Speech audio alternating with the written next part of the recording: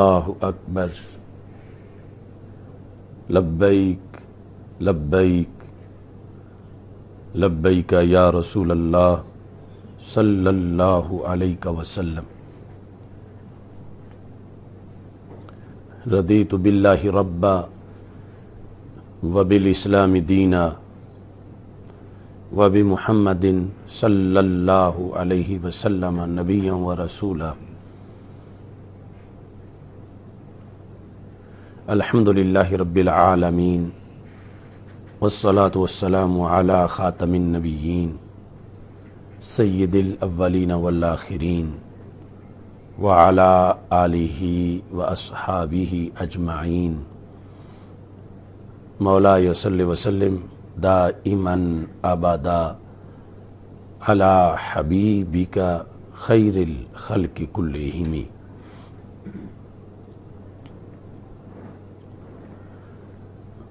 حاضرین و سامعین و ناظرین، رب ذوالجلال کے فضل اور توفیق سے محفل احتساب و ذکر و فکر میں ہم اس وقت موجود ہیں۔ مرکز صراط مستقیم لاہور سے یہ پروگرام لائیو نشر کیا جا رہا ہے۔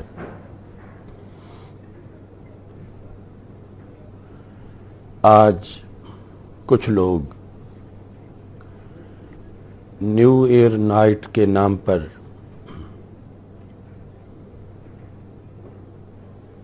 موج مستی کی رنگا رنگ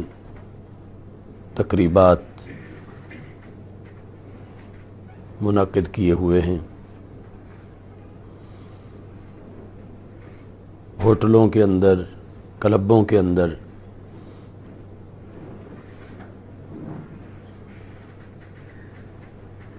شراب نوشی اور یعنی فحاشی طرح طرح کے خرافات کیے جا رہے ہیں۔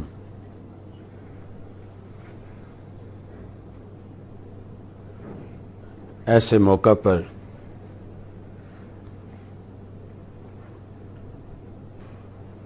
ہم محفل احتساب و ذکر و فکر میں موجود ہیں۔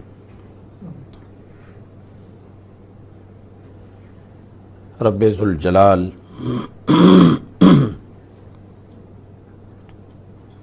ہمارے گناہوں کو معاف فرمائے اور خالق کائنات جل جلالہ ہمیں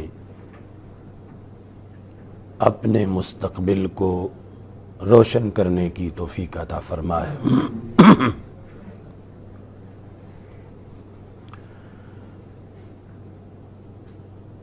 شریعت مطہرہ میں قمری تقویم کو اختیار کیا گیا ہے، جس کے مطابق ہمارے سال نو کا آغاز محرم الحرام سے ہوتا ہے۔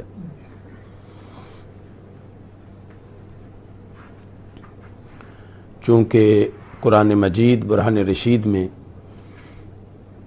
اور احادیث رسول صلی اللہ علیہ وسلم میں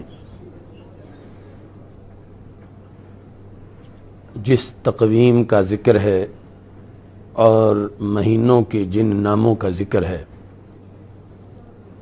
وہ سب چاند سے وابستہ ہیں۔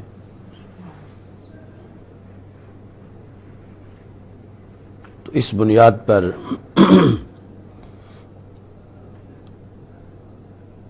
وہ زیادہ حقدار ہے قمری تقویم کو، اس کو اسلامی تقویم کہا جائے اور ان ناموں کو اسلامی مہینوں کے نام قرار دیا جائے۔ کچھ لوگوں کا آج یہ خیال ہے کہ یہ چند لوگوں کی رائے میں مختلف کالموں میں پڑھ رہا تھا کہ ہر چیز کے اندر اسلامی اور غیر اسلامی نہ ڈھونڈا کرو، تو وقت بہت قیمتی چیز ہے، اور اس کے لحاظ سے بھی، مہینوں کے ناموں کے لحاظ سے بھی، سالوں کے لحاظ سے بھی اسلام نے ہماری رہنمائی کی ہے۔ اگرچہ آج ہم دنیا میں کیلنڈر کے لحاظ سے مسلمان شمسی تقویم کے لحاظ سے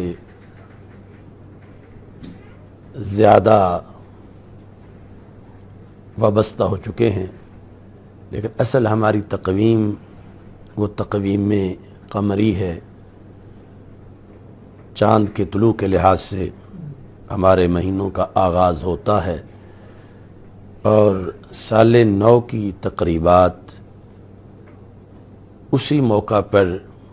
مسلمانوں کو منعقد کرنی چاہیے۔ لیکن دوسری طرف چونکہ مطلقاً جب زندگی کے وقت کا کچھ حصہ گزر رہا ہو اور ایک نشاندہی ہے اس پر کہ اتنا ٹائم پھر گزر گیا ہے، تو اس موقع پر وقت کے لحاظ سے اپنا محاسبہ یہ ضروری ہے۔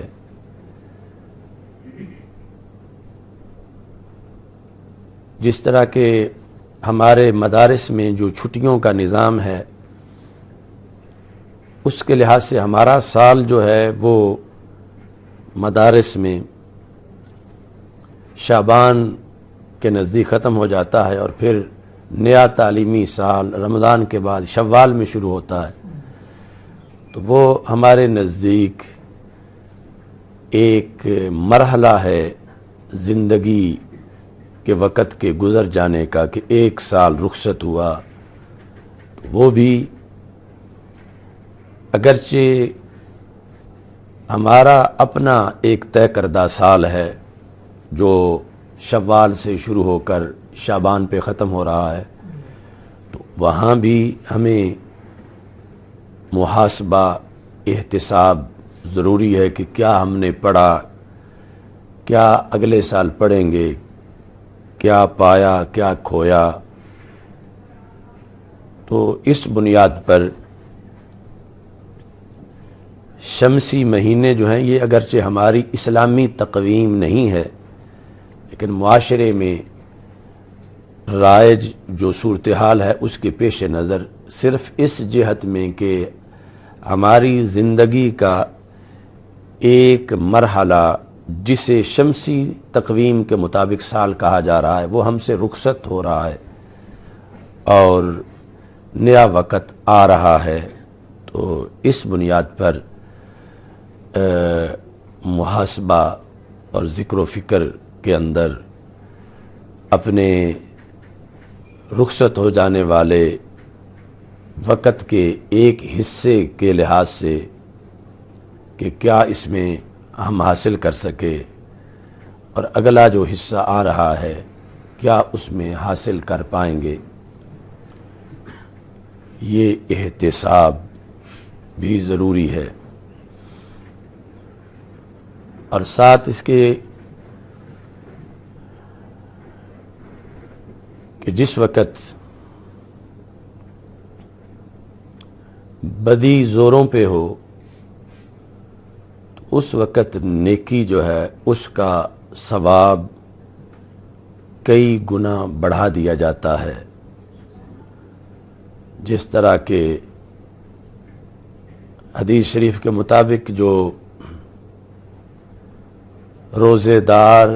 کھانے والوں کے درمیان موجود ہے کہ اس کے ارد گرد تو لوگ کھا رہے ہیں لیکن اس نے روزہ رکھا ہوا ہے، اس روزے کا ثواب زیادہ ہو جاتا ہے۔ اور ایسے ہی جو سوئے ہوں کے درمیان سے اٹھ کے رات کو اللہ کا ذکر شروع کر دے تو اس کے ذکر کا ثواب زیادہ ہوتا ہے۔ ایسے ہی رسول پاک صلی اللہ علیہ وسلم نے ارشاد فرمایا کہ جب گناہوں کا دور دورہ ہو جائے تو اس وقت جو نیکی کا جھنڈا لے کے کھڑا ہو جائے وہ یوں ہی ہے جیسے اس نے میری طرف ہجرت کر لی ہے۔ تو اس نقطہ نظر پر بھی ہم اس محفل میں موجود ہیں اور یہ محفل منعقد کر رہے ہیں کہ جب اس موقع پر خصوصی طور پر شیطانی کاموں کو کوریج دی جا رہی ہے اور بہت سے عاقبت نااندیش لوگ گناہوں کی بھٹی جلائے ہوئے ہیں، اور دوسرے لفظوں میں کتنے مقامات ہیں کہ جہاں پہ معاذ اللہ شیطان ننگا ناچ رہا ہے۔ تو ایسے معاذ اللہ آتش فشاں اجتماعات شریعت کے خلاف منعقد کیے جا رہے ہیں کہ کہیں زمین پھٹ نہ جائے۔ تو ایسی صورتحال میں ذکر و فکر کے لیے بیٹھنا یہ ایک مستقل وجہ ہے ایسی محفل کے انعقاد کی۔ تو اس بنیاد پر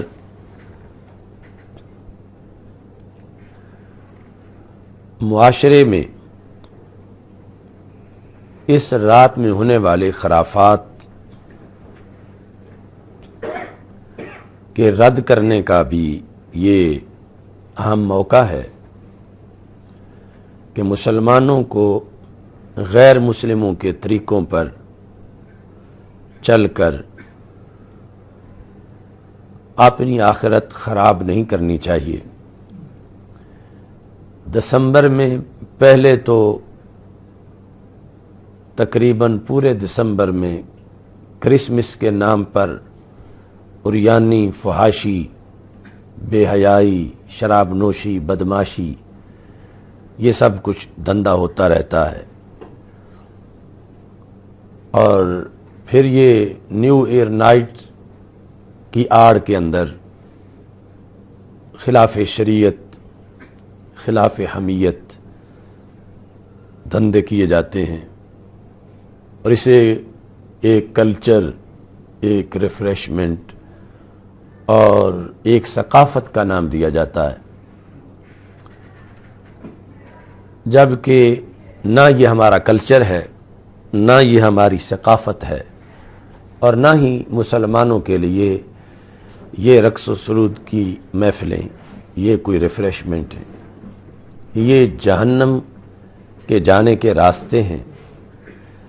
یہ شیطان کے اشاروں پہ ناچنے کا طریقہ ہے، یہ ہرگز اللہ اور اللہ کے رسول صلی اللہ علیہ وسلم کے دیے ہوئے نصاب کے مطابق نہیں، بلکہ 100% اس کے مخالف ہے۔ مکانوں کی چھتوں پر، بڑی بڑی گراؤنڈوں میں، کلبوں، ہوٹلوں میں، اور کچھ نام نہاد نو دولتیوں کی کوٹھیوں میں، اور کچھ نوابوں، چودھریوں اور مالدار لوگوں کی جو بگڑی ہوئی اولادیں ہیں، ان کی تسکین کے لیے یہ گناہوں کا دھندا کیا جا رہا ہے، اور معاشرے میں جب بدی کا دھواں پھیلتا ہے تو روحانیت کا دم گھٹنے لگتا ہے، اور نیکی کی قوتیں بھی اس سے متاثر ہونے لگتی ہیں۔ تو ہمارا یہ فرض ہے کہ ہم گناہوں کی اس آگ کو بجھانے کے لیے اپنا کردار ادا کریں، اور امر بالمعروف اور نہی عن المنکر کا فریضہ سر انجام دیتے رہیں۔ وَجَادِلْهُمْ بِالَّتِي هِیَ أَحْسَنُ کے اسلوب کے مطابق قرآن و سنت کا پیغام ایسے بھٹکے ہوئے لوگوں کے لیے پیش کرتے رہیں۔ نبی اکرم نور مجسم شفیع معظم صلی اللہ علیہ وسلم نے انسان کو احتساب کا سبق روزانہ کے لیے دیا ہے، یعنی سالانہ یا ششماہی کسی بھی وقت کا مرحلے کے گزر جانے کے لحاظ سے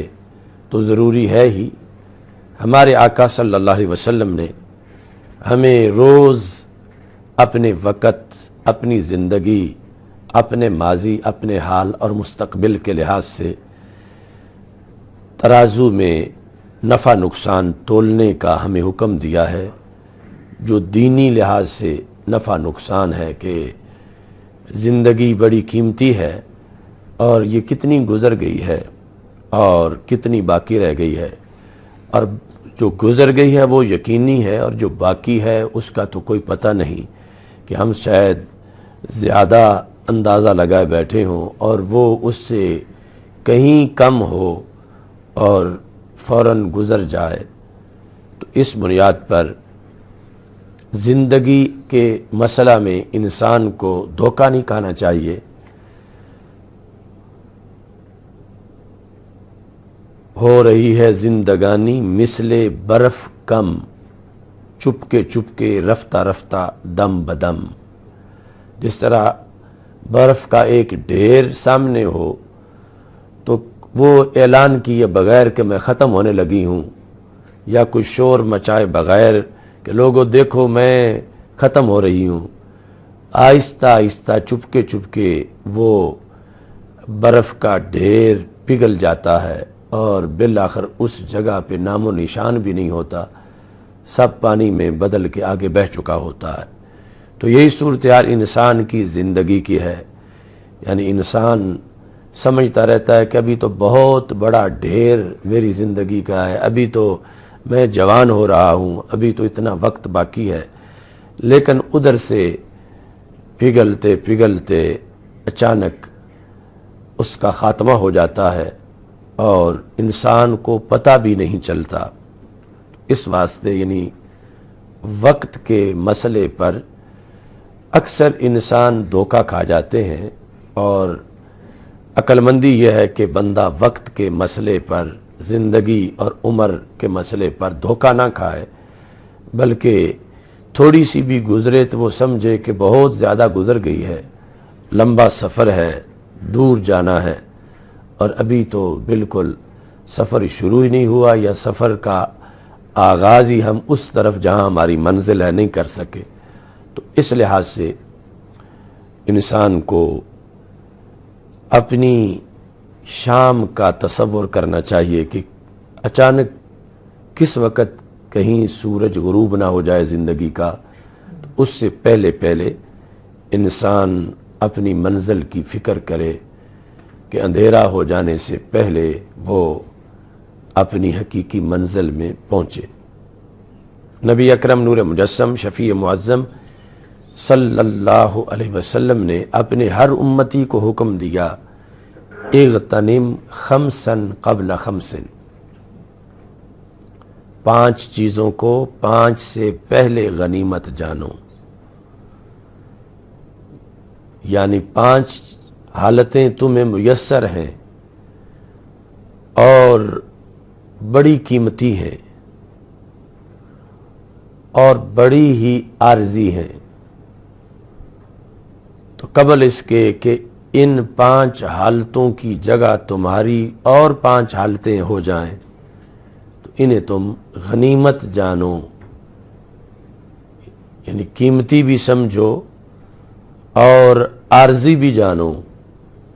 کہ دونوں پہلو، اگر کوئی چیز قیمتی تو بڑی ہو لیکن انسان سمجھے کہ یہ تو سدا بہار ہے، اس نے ہمیشہ میرے پاس رہنا ہے، تو پھر بھی اس کو اتنی فکر نہیں ہوتی، اور اگر ویسے ہی سستی ہو تو فکر نہیں ہوتی، لیکن جو چیز ہو بھی بہت قیمتی اور جانے کے بعد واپس بھی نہ آئے اور اس کے جانے کا کوئی پکا وقت بھی نہ ہو، بلکہ اچانک وہ بتائے بغیر ہی رخصت ہو جائے، تو اس کے لحاظ سے پھر انسان کو ہر وقت جو ہے اسے یہ کھٹکا رہنا چاہیے کہ میں اس پرائی چیز سے زیادہ فائدہ حاصل کر لوں۔ تو ہمارے آقا صلی اللہ علیہ وسلم نے وقت کے تحفظ کے لحاظ سے فرمایا اغتنم خمسا قبل خمس، 5 چیزوں کو 5 سے پہلے غنیمت جانو۔ تو یہ سبق جو ہے رسول پاک صلی اللہ علیہ وسلم کا صحابہ کرام رضی اللہ تعالیٰ عنہم، تابعین، تبع تابعین اور قیامت تک کے مومنین کے لیے ہے، اور ان میں ہر قسم کا مومن، خواہ وہ مالدار ہے، خواہ وہ نادار ہے، خواہ وہ بچہ ہے، خواہ وہ بوڑھا ہے، خواہ وہ صحت مند ہے، خواہ وہ مریض ہے، خواہ وہ مصروف ہے، خواہ وہ فارغ ہے۔ یعنی یہ اتنی جامع حدیث ہے کہ امت کا کوئی ایک فرد بھی ایسا نہیں جو اس کا مخاطب نہ ہو، ہر فرد ہی مخاطب ہے، یعنی ہر فرد سے ہی سرکار گفتگو فرما رہے ہیں۔ یہ آگے علیحدہ ہے کہ کوئی ایک لحاظ سے مخاطب ہے، کوئی 2 لحاظ سے، کوئی 4 سے، کوئی 5 سے،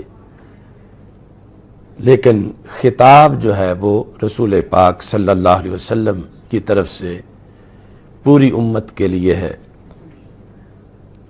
5 چیزوں کو 5 سے پہلے غنیمت جانو، شبابہ کا قبل حرامے کا، اپنی جوانی کو بڑھاپے سے پہلے غنیمت جانو۔ اب کوئی ایسا انسان نہیں جو کہے کہ میں تو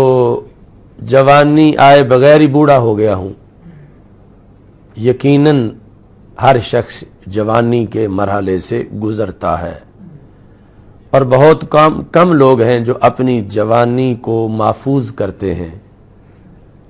جوانی کی صلاحیت کو محفوظ کرتے ہیں، جوانی کے وقت کو محفوظ کرتے ہیں۔ تو یہ نہایت قیمتی حصہ ہے انسان کی زندگی کا، جس کو شباب سے تعبیر کیا جاتا ہے، اور قیمتی ہونے کے ساتھ ساتھ یہ ہے کہ اس کی قدر بہت تھوڑے لوگ جانتے ہیں۔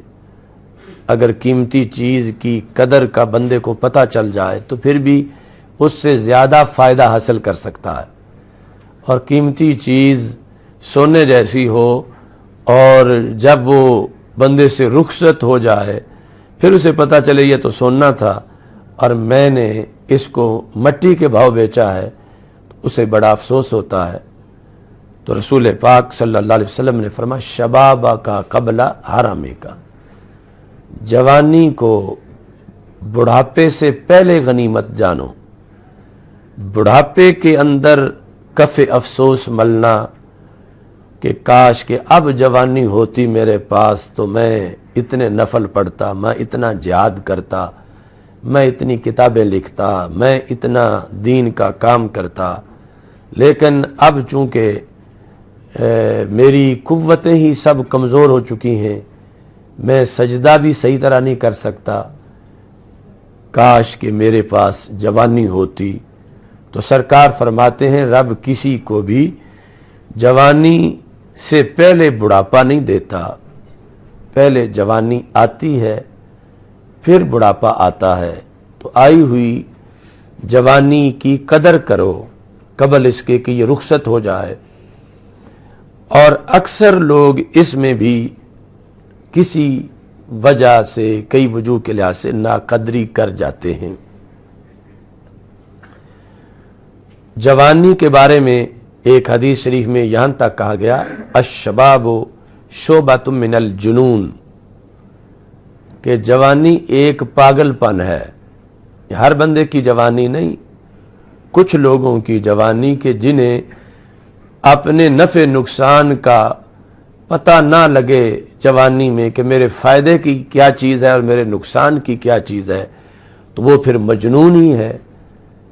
کیونکہ جنون کی وجہ سے عقل پہ پردہ پڑ جاتا ہے اور عقل فیصلہ کرتی ہے کہ میرے لیے مفید کیا ہے اور نقصان دہ کیا ہے. تو جب ایسی کیفیت میں بندہ ہو کہ اسے نفع نقصان کا پتہ ہی نہ چل رہا ہو تو سرکار اس لیے فرماتے ہیں کہ یہ ایک شعبہ ہے، ڈپارٹمنٹ ہے جنون کا. یعنی مستی میں لوگ اس کی قدر نہیں کر پاتے اور یہ زمانہ بہت جلد برف کی طرح پگھل جاتا ہے اور انسان سے جوانی روٹھ کے چلی جاتی ہے. تو اس بنیاد پر ہمارے آقا صلی اللہ علیہ وسلم نے شباب کے لحاظ سے جو وقت کا سبق آپ نے دیا کہ اپنے شباب کے وقت کی قیمت پہچانو اور شباب ضائع نہ ہونے دو. شباب کے لحاظ سے اس لیے بھی ہمارے آقا صلی اللہ علیہ وسلم نے خصوصی طور پر تبلیغ فرمائی کہ شباب کی اپوزیشن،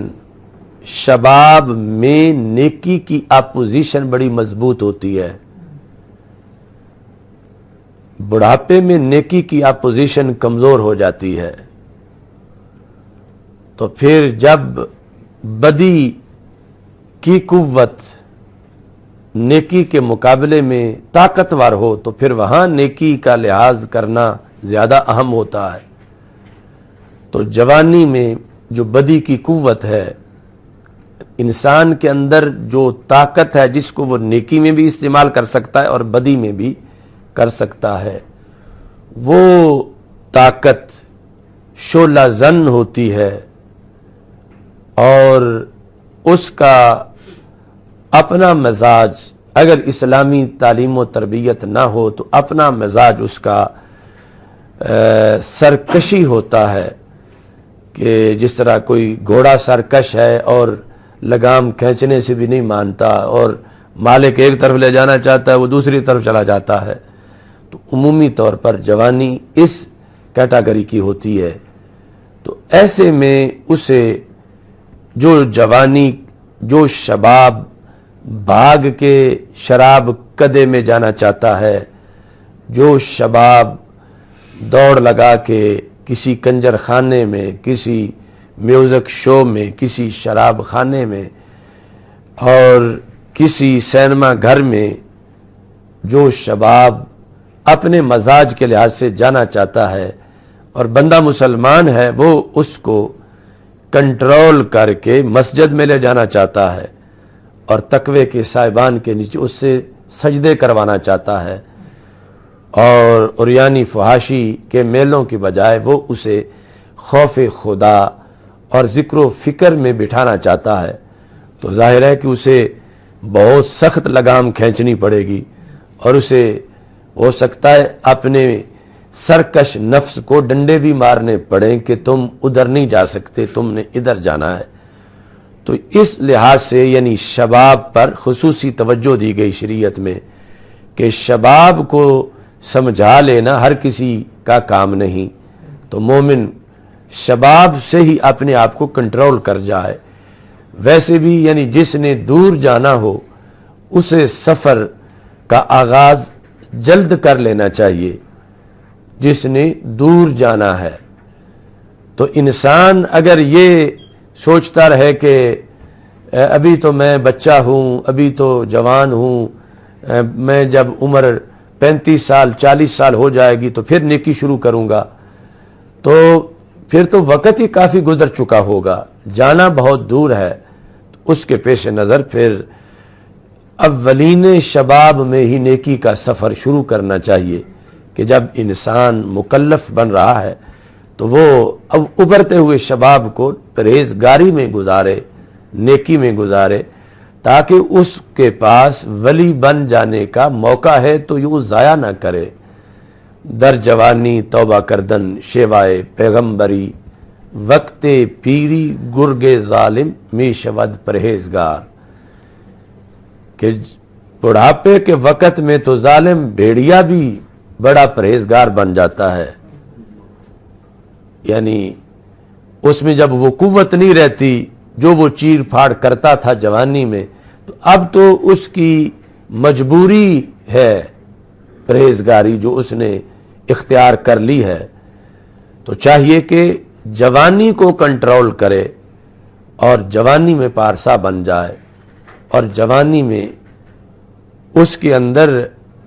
اس کی عادتیں بوڑھوں والی ہوں۔ رسول پاک صلی اللہ علیہ وسلم نے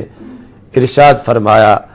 کہ شریر بوڑھے وہ ہیں کہ جو ہو تو بوڑھے جاتے ہیں مگر خرمستیاں جوانوں جیسی کرتے ہیں،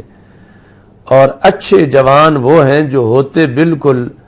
گبرو ہیں، شباب ہے، لیکن ان کی بود و باش اور ان کی عادات ساری جو ہیں وہ بوڑھوں والی ہوتی ہیں کہ ان پر یعنی وہ تقوی کا اس طرح کا رنگ غالب ہوتا ہے۔ رسول پاک صلی اللہ علیہ وسلم نے یہ اچھے جوانوں کی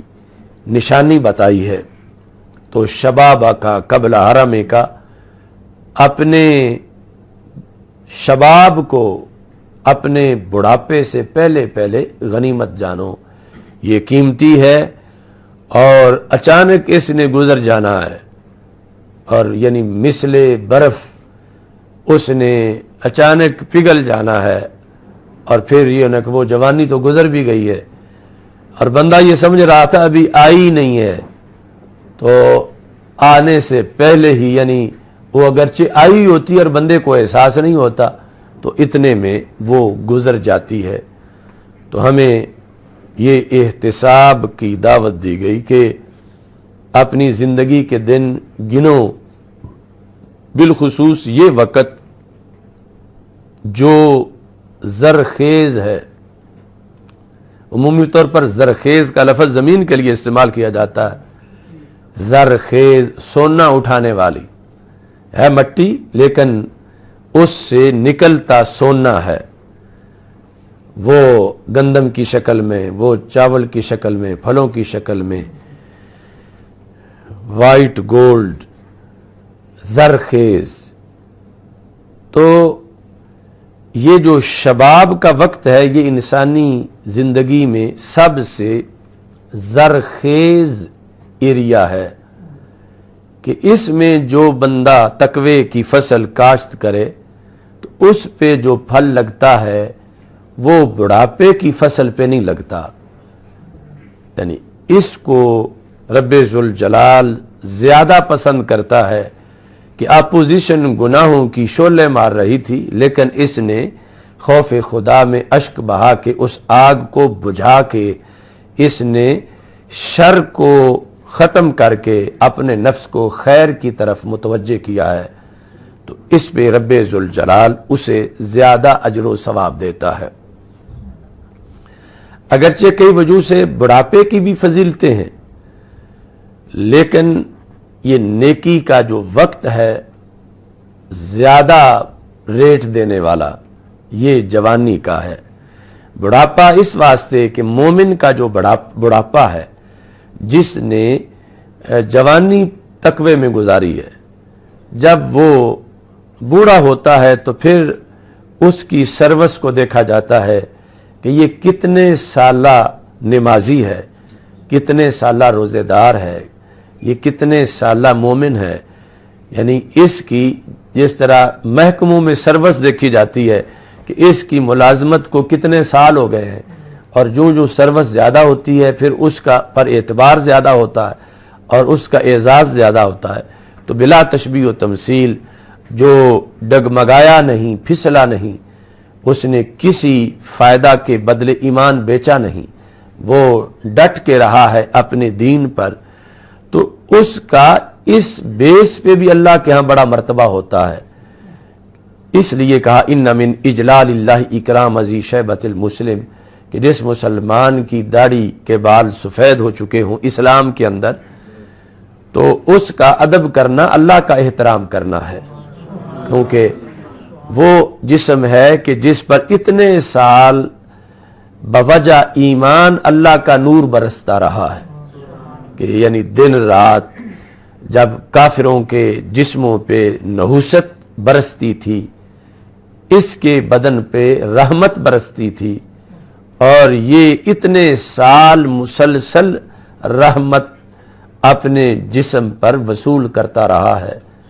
اور اب یہ 80 سال کا ہو گیا ہے، 90 سال کا ہو گیا ہے، اب اس کو بھی خاص کوٹا دعاؤں کا ملتا ہے، اور پھر اپنی نسل کے بارے میں خصوصی طور پر سفارش کا اسے حق دیا جاتا ہے۔ تو اسلام میں جو ہے وہ چونکہ ایک بندے کی 5 گھی میں کیا 10 کی 10 انگلیاں جو ہے وہ گھی میں ہیں، تو بچپن ہے تو وہ بھی، اور جوانی ہے، بڑھاپا ہے تو وہ بھی، لیکن یہ ہے کہ بڑھاپا تو ابھی آئے گا، اس سے پہلے جو وقت ہے وہ تو کور کرنا چاہیے۔ ہو سکتا ہے بڑھاپا آئے ہی نہیں اور جوانی میں ہی بندہ رخصت ہو جائے، اور کلی کھلنے سے پہلے ہی معاذ اللہ مرجھا جائے، تو بوڑھا تو جوانی گزار کے آیا ہوا ہوتا ہے، لیکن جوان کے پاس تو کوئی یہ گارنٹی نہیں کہ یہ بوڑھا بھی ہوگا، ہو سکتا ہے پہلے ہی رخصت ہو جائے۔ اس بنیاد پر یہ ساری وجوہ ہیں شباب کی طرف زیادہ توجہ دیتی ہے شریعت، کہ شباب سے بندہ بہرہ ہو اور شباب کو خراب نہ کرے، بلکہ اس کو نیک معاب بنائے اور اچھے طریقے سے وقت کی حفاظت کرے، مصروف بھی رکھے اور مصروف اچھے کاموں میں رکھے، اور اگر گناہ ہو جائے تو فوراً توبہ کرے، تاکہ وہ اس کا دل جو 100% چمکتا رب نے دیا تھا، اور بالغ ہونے کے بعد اب اس کے دھندلے ہونے کا وقت شروع ہو جائے گا، کہ جب پہلا گناہ کرے گا تو پھر اس دل پہ ایک سیاہ داغ لگے گا، تو بالغ ہوتے ہی یہ نیکی کی طرف متوجہ رہے، اور اگر گناہ ہو تو فوراً توبہ کرے، تاکہ اس کا دل چمکتا رہے، اور پھر چمکتا دل جلد ہی ولایت سے متصف ہو جاتا ہے، اور اللہ تعالیٰ اپنے اس بندے کو اپنے قرب میں مقام خاص عطا فرماتا ہے۔ تو اس وقت جتنے بھی امت کے نوجوان ہیں، یہ حدیث شریف براہ راست انہیں خطاب کر رہی ہے، اور جتنے بھی ابھی بچے ہیں جنہوں نے جوانی کے اندر داخل ہونا ہے، انہیں بھی خطاب کر رہی ہے یہ حدیث شریف، کہ وہ ایک بڑے جنہیں شوق ہے کہ ہم ابھی کچھ مدت کے بعد، کچھ مہینوں سالوں کے بعد بالغ ہو جائیں گے، تو شریعت یہ بھی کہتی ہے پہلے اپنی تیاری بھی کر لو، کہ ابھی تو تم مکلف نہیں ہو، اور بلوغت کے ساتھ ہی مکلف بن جاؤ گے، پھر ہر گھڑی کا حساب ہوگا۔ تو اس لحاظ سے شیطان سے جو تم نے اپنا بچاؤ کرنا ہے، تو وہ بچاؤ سیکھو اسلام کی نقطہ نظر سے، کہ کس طرح تم شیطان سے بچ سکو گے۔ اور جو لوگ شباب گزار چکے ہیں اور اب افسوس سے اپنی گزری ہوئی جوانی کو یاد کرتے ہیں، جو ان کے بلانے پر واپس نہیں لوٹتی، لوٹنا تو کیا واپس دیکھتی بھی نہیں، اور یہ یاد کرتا ہے وہ اسے یاد بھی نہیں کرتی، یہ بار بار اپنے ذہن میں لاتا ہے اپنے سالوں کو، مہینوں کو،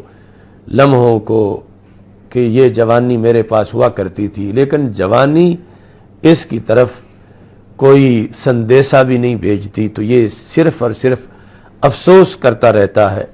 تو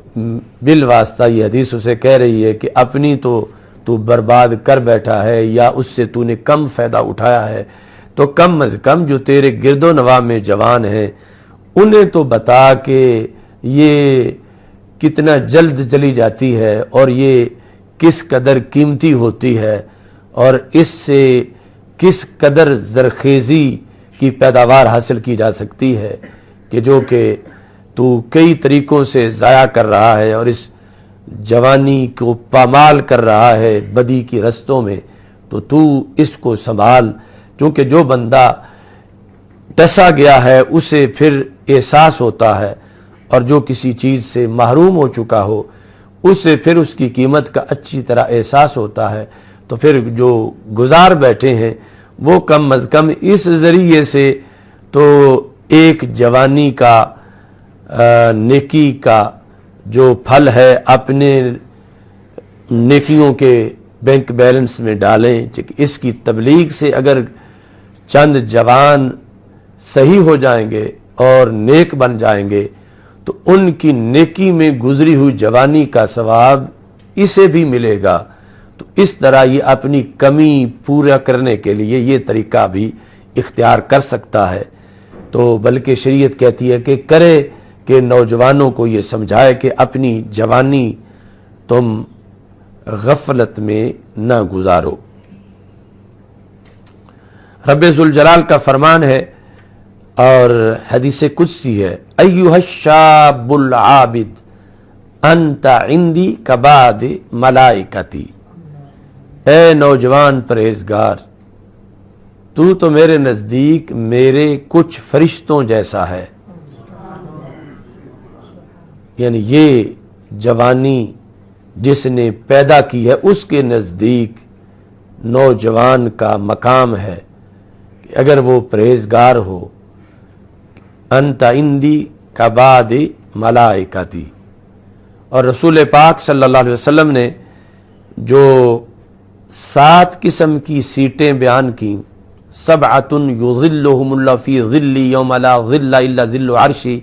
جو بخاری شریف کی حدیث ہے کہ 7 قسم کے لوگ ہیں جن کو رب ذوالجلال قیامت کے دن دھوپ نہیں لگنے دے گا. جب سورج سوا نیزے پہ ہوگا اللہ تعالیٰ انہیں اپنے سایہ رحمت کے نیچے جگہ عطا فرمائے گا. تو یہ 7 کیٹیگریز ہیں، یہ نہیں کہ صرف 7 فرد ہیں، انسانوں میں 7 طبقے ہیں کہ جن کو رب ذوالجلال قیامت کے دن اپنے سائے میں جگہ عطا فرمائے گا، جبکہ اس دن اس کے سائے کے سوا کوئی سایہ نہیں ہوگا. یظلھم اللہ فی ظلہ یوم لا ظل الا ظل عرشی، جس دن اس کے عرش کے سائے کے سوا کوئی سایہ نہیں ہوگا. تو وہاں جو 7 قسمیں ہیں ان میں سے ایک سیٹ یوتھ کی ہے، نوجوانوں کے لیے مخصوص ہے. یعنی ایک پورا ایریا جو تھوڑا نہیں لاکھوں کروڑوں نوجوانوں کے لیے تیار کیا گیا ہے. کون؟ شاب نشأ فی عبادت اللہ، کہ وہ جوان جس نے نشو و نما پائی ہے اللہ کی عبادت میں، یعنی اس کی پرورش ہی عبادت میں ہوئی ہے. وہ جوان ہوتے ہی پرہیزگار تھا، اس نے اپنے شباب کو خراب نہیں کیا، بلکہ رسول پاک صلی اللہ علیہ وسلم کی سنت کی چھاؤں میں وہ جوان ہوا اور شریعت مصطفیٰ صلی اللہ علیہ وسلم کے پہرے میں وہ جوان ہوا اور اسوہ حسنہ کے ماحول کے اندر اس نے شباب میں قدم رکھا. اگرچہ وہ کسی بھی گھرانے کا ہو، لیکن شرط اول تو ایماندار ہونا ہے اور اس کے ساتھ پھر پرہیزگار ہونا ہے. وہ کسی بھی رنگ و نسل کا ہو، کسی بھی برادری کا ہو، کسی بھی علاقے کا ہو، لیکن شاب نشأ فی عبادت اللہ، وہ جوان جس نے ابھرتی جوانی پرہیزگاری میں گزاری ہے. تو آج جو جوان ہیں یا جوان ہو رہے ہیں یا جوان ہوں گے، ان کے پاس تو یہ قیمتی کارڈ موجود ہے کہ اسے بھرپور طریقے سے استعمال کریں اور اس سے اتنا کچھ حاصل کر لیں کہ جوانی میں ہی اللہ کے ولی بن جائیں، اللہ کے متقی بن جائیں، پارسا بن جائیں. اگرچہ توبہ تو انسان آخری گھڑی بھی کرتا ہے، ما لم یغرغر، جب تک حلق سے روح پرواز نہیں کر جاتی توبہ تو قبول ہے، مگر یہ ہے کہ اس کا اسے بڑھاپے کی توبہ کا وہ فائدہ تو نہیں ہوگا جو جوانی کے اندر توبہ کا فائدہ ہوگا، اور جو جوانی کو نورانی بنانے سے اسے فائدہ ہوگا، بڑھاپے میں تو اب اس کے پاس ٹائم ہی تھوڑا سا ہے، اس میں کیا کچھ کما لے گا، لیکن جوانی میں اگر اس نے ولایت وادی کی طرف شاہراہ ولایت پہ سفر شروع کر دیا تو بڑی امید ہے کہ مرنے سے پہلے پہلے مقام ولایت پہ پہنچ جائے گا۔ تو چونکہ اس نے سفر بہت جلدی شروع کر لیا اور شیطان سے بچنے کے لیے شریعت کی سیکورٹی میں اس نے اپنے آپ کو شریعت کے سپرد کر دیا، تو اس بنیاد پر یعنی گزری ہوئی جوانی تو لوٹے گی نہیں، تو بھٹکی ہوئی کو واپس صراط مستقیم پہ لایا جا سکتا ہے، بہکی ہوئی جوانی کو سمجھایا جا سکتا ہے۔ یعنی اس کے اندر جب بندہ مومن ہے، اگرچہ جو جوان کافر ہے اس میں بھی توقع ہے کہ وہ ایمان قبول کرے، اسے سمجھایا جائے۔ جو ہے مومن اور اس کی جوانی جو ہے وہ گناہوں میں گزر رہی ہے، تو ایسے جوان سے نا امید نہیں ہونا چاہیے، بلکہ اسے معجون مدینہ کی کوئی ڈوز کھلانی چاہیے، تو امید ہے کہ اس کی بفری ہوئی جوانی عجز و انکساری میں بدل جائے گی اور اس کی بھٹکی ہوئی جوانی صراط مستقیم پہ آ جائے گی، چونکہ انسان کے اندر بھی ایک واعظ ہے اللہ کی طرف سے جو اسے سمجھاتا ہے کہ تجھے پیدا کس نے کیا اور تو نوکری کس کے ہاں کر رہا ہے، تو ہے کس کا اور تو بیٹھتا کس کے ساتھ ہے۔ تو اس بنیاد پر یعنی جو رب ذوالجلال کی طرف سے انسان کو ودیت کردہ قوتیں ہیں وہ بھی بندے کو جھنجھوڑتی ہیں، اور قسمت اچھی ہو تو بندے کو غفلت کی نیند سے جاگ آ ہی جاتی ہے۔ تو جو مصلحین ہیں، مبلغین ہیں، ان کا کام ان کے دروازے پہ دستک دیتے رہنا ہے کہ جو اپنی منزل سے بے خبر ہیں اور جو شریعت کے دیے ہوئے طریقے سے بے خبر ہیں، ان کے در پر دستک دیتے رہنا چاہیے، کیونکہ ایک ایسا قیمتی مرحلہ اس بندے کا ختم ہونے والا ہے جسے کچھ سال بعد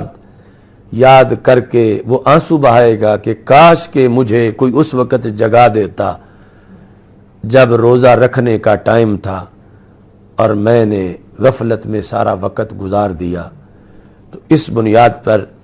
یعنی نیکی کی قوت، نیکی کی دعوت دینے والوں کو کبھی نا امید نہیں ہونا چاہیے، اور ویسے بھی مؤذن کو تو اذان کا ثواب مل جاتا ہے، خواہ اذان پر کوئی نماز پڑھنے آئے یا نہ آئے، تھوڑے آئیں یا زیادہ آئیں، مؤذن کا ایک اپنا ثواب ہے۔ تو اس بنیاد پر مبلغین کو خصوصی طور پر نوجوانوں کی طرف متوجہ ہونا چاہیے اور نوجوانوں کو شیطان کی غلامی سے نجات دلوانی چاہیے، کیونکہ یہ جوانی شیطان نے اگر اپنی راہوں میں خرچ کروا لی تو پھر معاشرے میں نیکوں کا بھی بڑا نقصان ہوگا، کیونکہ وہ ایک آگ ہوگی جو نیکی کی خرمن کو لگ جائے گی، جو نیکوں کے گھروں کو لگ جائے گی اگر وہ جوانی شیطان نے اپنے طریقے کے مطابق استعمال کروائی، تو قبل اس کے کہ شیطان لوٹ کے لے جائے ہمارے ماحول سے، معاشرے سے، ہمارے محلوں سے، ہمارے قرب و جوار سے، ہمارے رشتہ داروں سے شباب جیسی قیمتی دولت لوٹ کے لے جائے شیطان،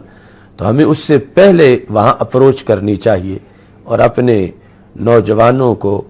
راہ حرم پہ لگانا چاہیے اور بھٹکے ہوئے آہو کو سوئے حرم بلانا چاہیے، تاکہ قبل اس کے کہ شیطان اسے شکار کرے اور شیطان اس پہ اپنا جال ڈالے تو آپ اس تک پہنچ جائیں۔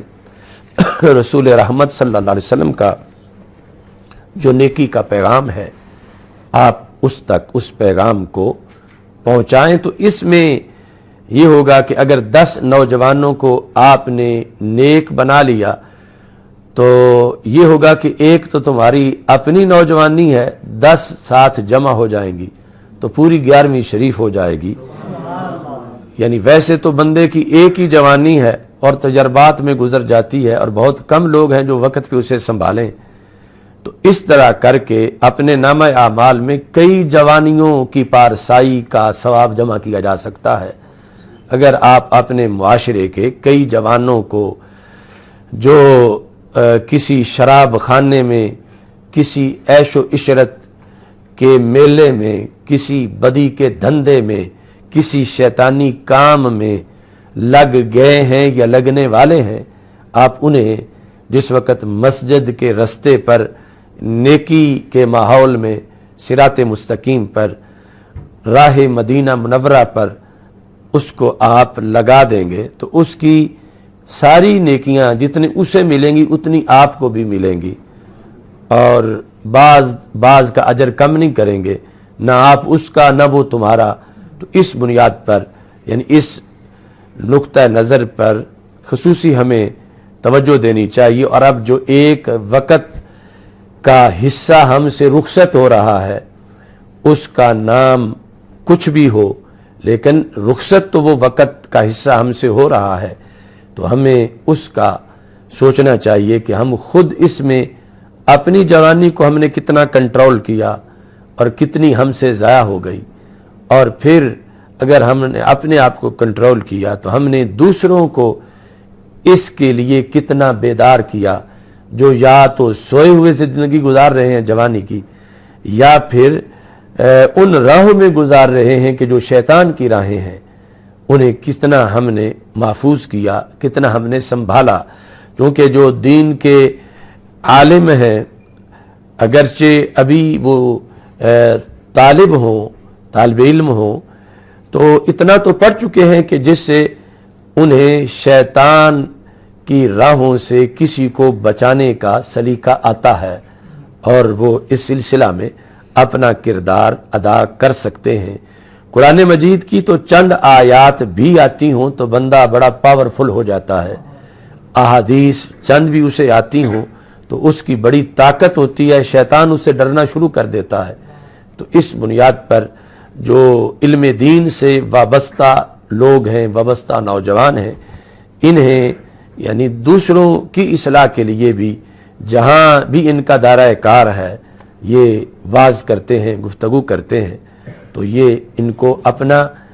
کردار ادا کرنا چاہیے، اور ایک وقت کا جو پیکج ہے اس میں کہ اس میں ہم نے اپنا کس قدر شباب سنبھالا اور اس میں ہم نے دوسروں کو کتنی نصیحت کی۔ اور ظاہر ہے کہ دوسروں کو نصیحت فائدہ تب ہی دیتی ہے جب بندے کا اپنا کردار بے غبار ہو، بے داغ ہو، اور جو خود گناہوں کے اندر اٹا ہوا ہو وہ دوسروں کو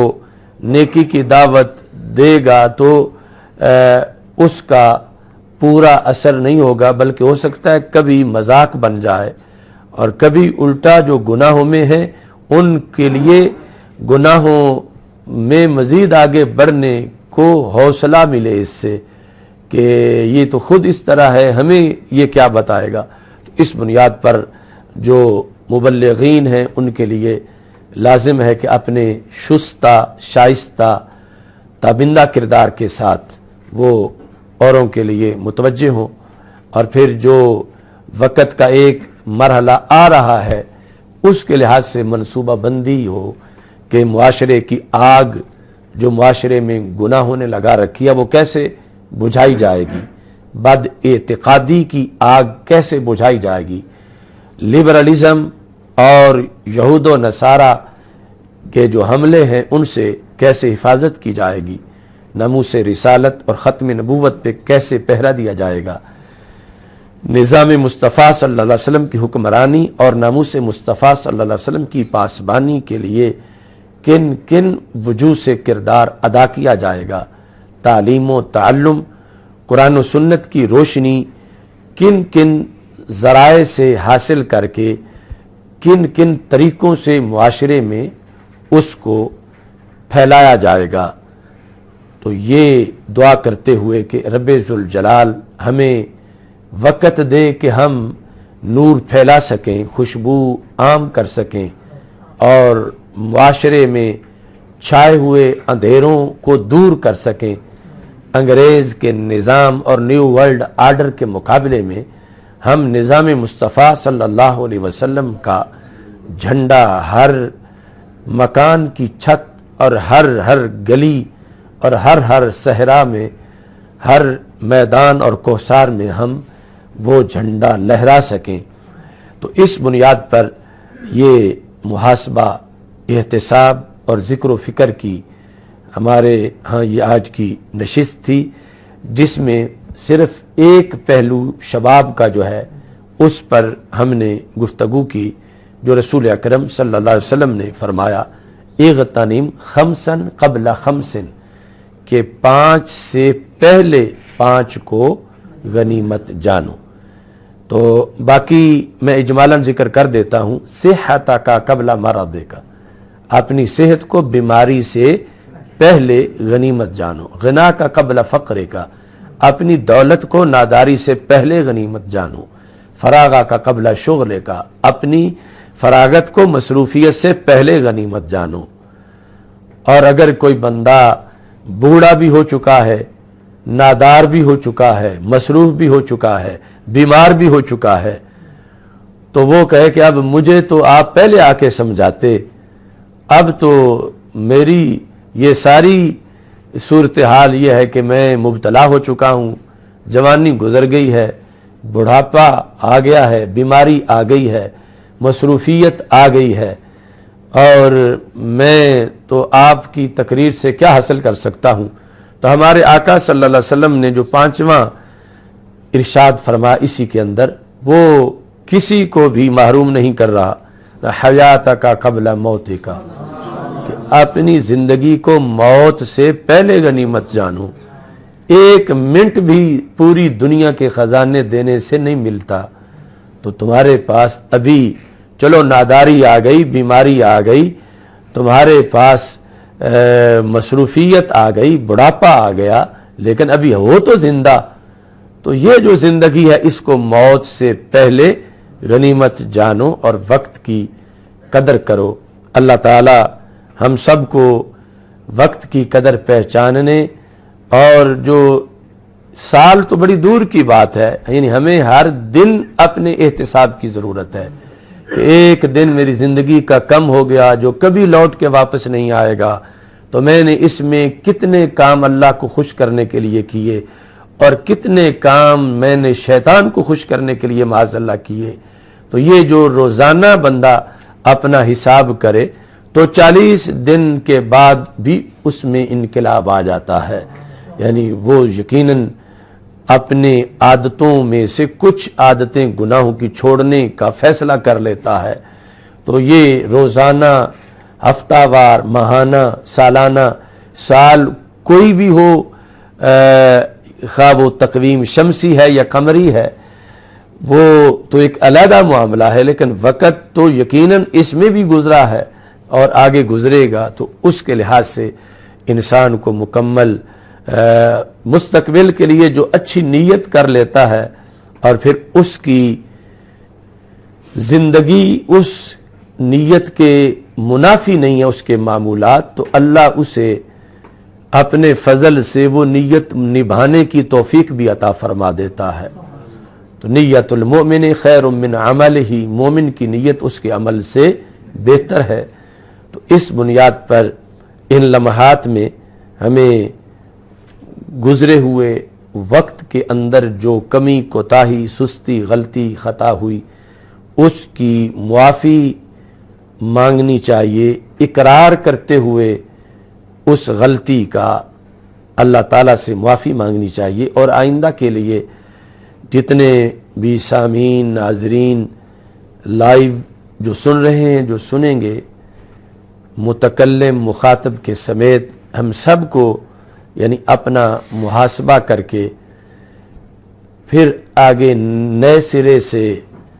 ایک اپنا شیڈول مرتب کرنا چاہیے۔ اگر انسان محاسبہ نہ کرے تو وہ سمجھتا رہتا ہے کہ میرے تو نیکیوں کے بڑے ڈھیر ہیں اور گناہ ایک بھی نہیں ہے،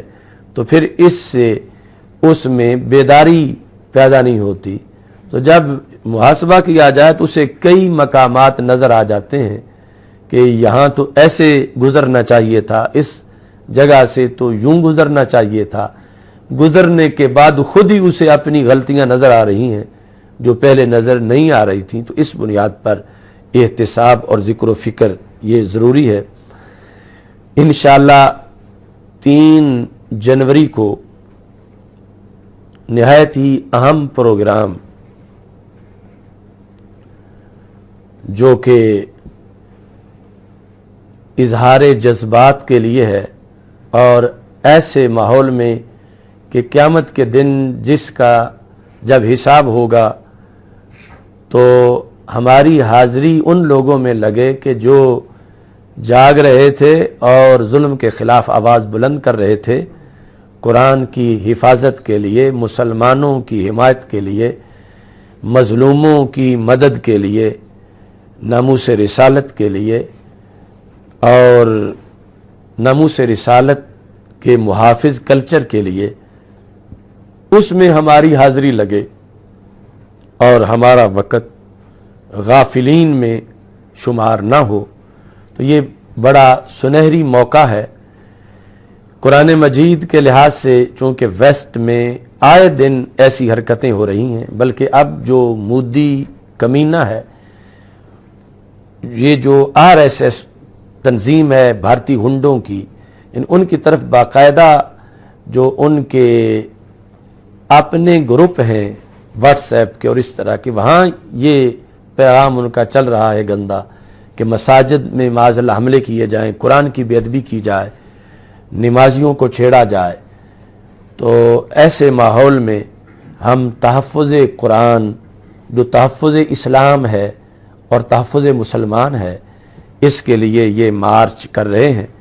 تحفظ قرآن و کشمیر مارچ، چونکہ کشمیر کی آزادی کا مرحلہ بھی ابھی باقی ہے، اور